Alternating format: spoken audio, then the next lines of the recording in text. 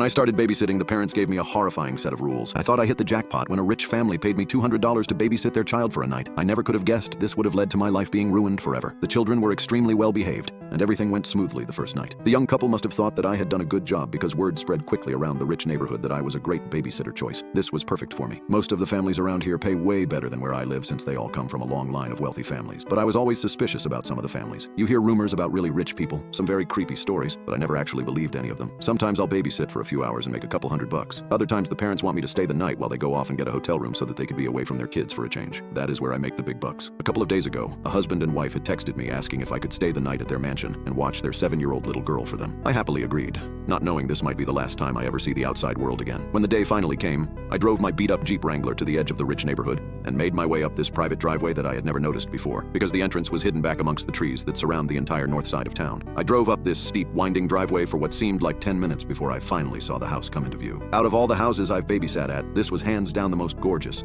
one I've ever seen. I hoped I would get some good money for this. I got out of my car and made my way up to the front porch where I knocked on this gigantic wooden door. A few seconds later, a beautiful woman in her mid-30s answered and introduced herself as Mrs. Collins. She called her husband down, and shortly after, an extremely handsome man, also in his 30s, came walking down the grand stairway, holding an adorable little girl in his arms. The couple seemed very anxious to leave, and even though they were both gorgeous people, I could tell that underneath all of their beauty, they were both extremely tired and haggard from having to keep up with their 7-year-old. They were obviously very excited about having an entire night to themselves and couldn't wait to get out of there as fast as they could. Before Mr. and Mrs. Collins left, however, Mrs. Collins handed me several pieces of paper and told me that she had written down a couple of instructions for me to follow throughout the night. She stressed to me how important it was to follow her instructions, and I assured her that I'd give them a look. I waved to the pretty young couple as they made their way down the driveway in their expensive Mercedes, and then closed the door behind me. I gave the instructions a quick once-over before folding the papers and stuffing them into my back pocket. I'll look at them later. I told myself how stupid I was to do that. Mr. and Mrs. Collins' daughter Samantha was a very nice young girl who warmed up to me almost immediately, or so I thought. We had spent the next few hours playing games and watching TV. After we finished our 5th episode of Teen Titans Go, I noticed that it was getting late and asked Samantha what her bedtime was. She shrugged, not really giving me an answer, which is when I remembered Mrs. Collins' instructions. I pulled out the folded pieces of paper and scanned through them very quickly when I saw the words, "Samantha needs to be in bed before 8 p.m. I checked the time to find that it was almost 7:45. "Well, it looks like your bedtime is right now." I said lift Samantha up off the couch so I could get her ready. She brushed her teeth and I tucked her into her California king-sized mattress. I told her goodnight and was leaving her room when she said something that stopped me in my tracks. "Don't forget to lock my door before you leave," she said. I stopped walking and turned back around toward her confused. "What do you mean, don't forget to lock your door?" I asked. "Why would I need to lock your door? What if you have to go to the bathroom in the middle of the night?" She looked at me innocently and shrugged her shoulders again. "She always locks my door before I go to sleep. She says she does it to protect me and herself. I don't remember what happens after I fall asleep, but Mommy says that I always try to leave my room at night, which is a bad thing." I didn't know what to say. What sort of parents would lock their child in their room at night? Mommy told me that she would leave instructions for you to follow, and locking my door is one of them. She said I had forgotten to read the rules. "Oh, okay, Samantha, I'll lock your door." Good night, sweetheart," I stammered. She gave me a big smile and rolled over in her bed. I closed her door and noticed that there was a latch drilled into the door frame that would allow someone to lock it from the outside. I closed the latch and then walked back downstairs so I could read the rest of Mrs. Collins' instructions. When I had first seen the pieces of paper, I was under the impression that they were just instructions that told me what shows Samantha is not allowed to watch or how to operate the surround sound. After I started reading them, though, I realized that I was wrong. I was completely and utterly wrong. I started reading Hello, Annie. "I'm so glad that you agreed to stay the night and babysit Samantha for us. She's such an angel, and I'm sure that the both of you will get along very well. I know that our house might seem old and scary, but don't worry because nothing bad will happen to you as long as you follow some simple instructions. Firstly, Samantha needs to be in bed in her room with the door locked before 8 p.m. Do not open up her bedroom door after 8 p.m. I repeat, do not open Samantha's bedroom door after 8 p.m. She will try to convince you to open the door in many different ways. She will cry, scream.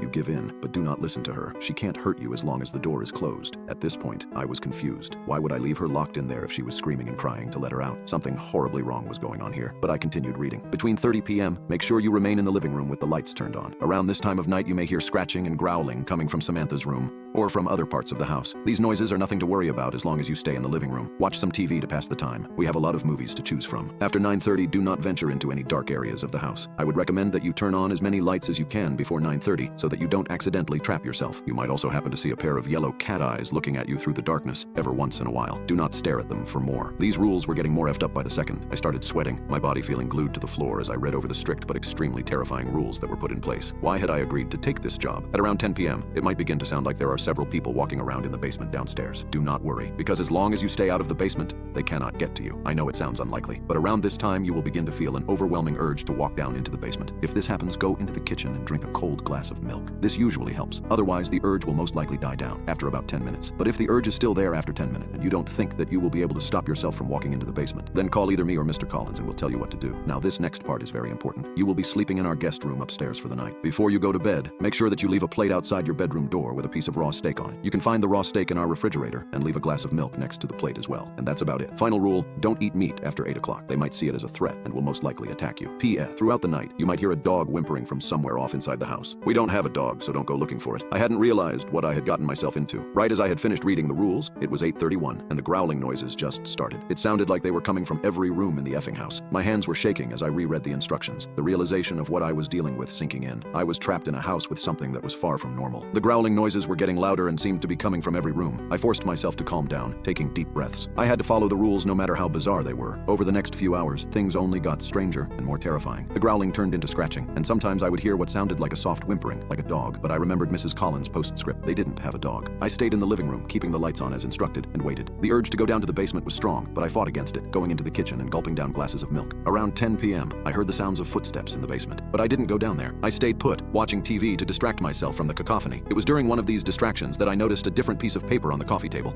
a sheet that had been tucked away under a magazine. It was a diet plan for Samantha, written in Mrs. Collins' neat handwriting. My heart skipped a beat as I read through it. It was a weekly meal plan, but it wasn't the usual fare: liver on Monday, kidneys on Wednesday, heart on Friday. It was a diet composed of human organs. My stomach churned as the horrifying truth hit me. Samantha wasn't just some ordinary child. She was something else. As the realization dawned on me, I heard a loud crash from upstairs. It sounded like a door being broken down. The noise was followed by the soft padding of feet on the staircase. Samantha. I could hear her humming a lullaby as she descended, her voice echoing through the eerily silent house. My heart pounded in my chest as I stood rooted to the spot, my mind racing. I thought back to Mrs. Collins' instructions, her insistence that I follow them exactly, but it was too late for that now. I had made a terrible mistake, and now I was about to pay the price. I could hear Samantha getting closer, her humming growing louder. It was then that I realized the horrifying truth. I wasn't here to babysit Samantha. I was here to feed her. I was the meal.